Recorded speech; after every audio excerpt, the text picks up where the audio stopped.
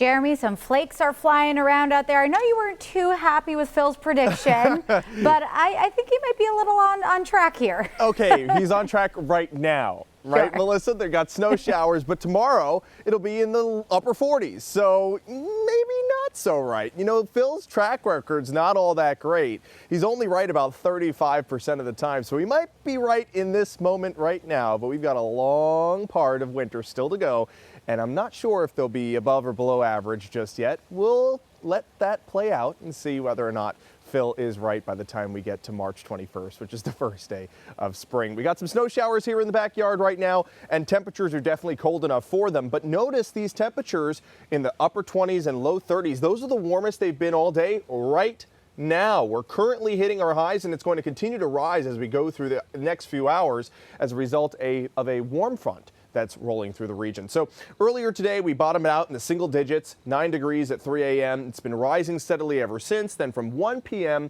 we've had a constant 26. And as we head into the rest of the evening and into the overnight, temperatures will continue to rise to near the freezing mark. Right now, we're in the teens for Storuca and Morris. We're in the upper 20s for Lewisburg and Williamsport. Now at 30 in Selinsgrove. It has not been 30 all day in Selinsgrove. So temperatures definitely warming as this warm front pushes up towards the north and east from where it's coming from the south and west.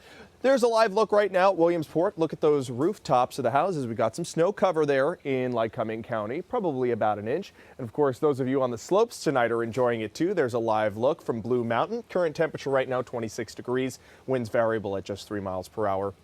And humidity is starting to increase. So sometimes the snow needs to fall for a little while before the humidity has saturated enough of the atmosphere for those flakes to make it to the ground. Here in our backyard, those flakes definitely making it to the ground. We have a winter weather advisory in effect for parts of the region in central Pennsylvania, Clinton, Lycoming, Sullivan County, up through the northern tier, Potter, Tioga, Bradford, Susquehanna, and northern Wayne counties. This is where I think the highest accumulations will occur. And when I say highest, I mean 1.5 inches of snow. That's not something we can't handle here, folks. We've been through a lot worse this past winter.